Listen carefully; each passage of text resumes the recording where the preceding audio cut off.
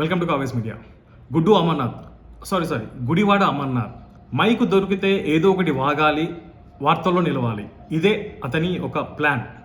రీసెంట్గా వంగలపూడి అనిత గారి మీద సంచలన కామెంట్స్ చేశాడు. అంటే వీళ్ళకి వైసీపీ వాళ్ళకి ఒక ఎజెండా ఆడవాళ్ళని కించపరచడం. వాళ్ళ నాయకుని దగ్గర నుంచి ప్రతి ఒక్కరు, మగవాళ్ళేమో ఆడవాళ్ళని కించపరుస్తారు, ఆడవాళ్ళేమో మగవాళ్ళని కించపరుస్తూ మాట్లాడుతుంటారు. లైక్ రోజా, ఇంకా వేరే కొంతమంది. ఇక మగవాళ్ళ గురించి అయితే చాలామంది మాట్లాడుతుంటారు. రీసెంట్గా మనం అంబటి గారిని కూడా చూసాం.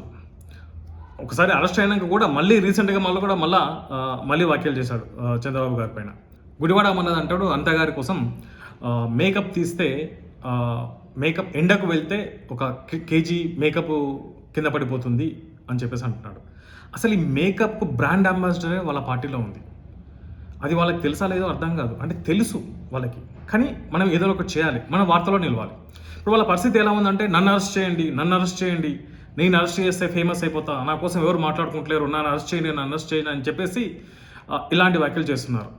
ఇంకా ఆమె అనిత గారు ఏదో జాబ్ చేశారట, ఈ జాబ్ మాత్రం మా వాళ్ళు చేయలేరు, మా ఆడవాళ్ళు చేయలేరు అంటే ఇది ఎంత నీచమైన మాట అన్నట్టు. అంటే తను ఏం జాబ్ చేశారని ఆ విధంగా మాట్లాడుతున్నారు. ఇంకోటి ఏంటంటే, నేను వదిలేసిన బుల్లెట్ ప్రూఫ్ కాను నువ్వు వాడుతున్నావు, నీకు సిగ్గనిపిస్తలేదా? ఇది ఒక మంత్రి, పాత మంత్రి, నేను మంత్రిగా ఉన్నప్పుడు నేను కారు వదిలేసి నువ్వు వాడుతున్నావని. రాష్ట్ర ప్రభుత్వంలో డబ్బులు లేక ఉన్న కార్లను వాడండి, కొత్త కార్లు వద్దు అని చెప్పేసి చంద్రబాబు గారు చెబితే, నువ్వు వాడుకున్న కారైనా పర్లేదు, ఇది కారే కదా అని చెప్పేసి వాళ్ళు గొప్ప వాళ్ళ, నువ్వు గొప్పవనివా?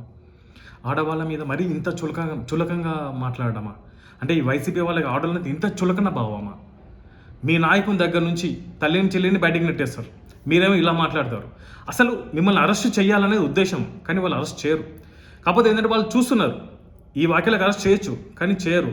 మీరు ఇలానే వదిలేస్తే ఇంకా మాట్లాడి ఏదో ఒక రోజు పెద్ద వాక్య వాడతారు, అప్పుడు ఖచ్చితంగా బొక్కలకి వెళ్తారు, ఊసలెక్క పెట్టడం ఖాయం. అయినా గుడ్డు అమర్నాథ్ అనడంలో తప్పులేదు. అప్పుడెప్పుడో కోడి గుడ్డు పెట్టిందనో, అది ఇంకా పిల్ల అయిందా ఏమైందో అసలు పబ్లిక్ ఒకసారి చెప్తే బాగుంటుందేమో.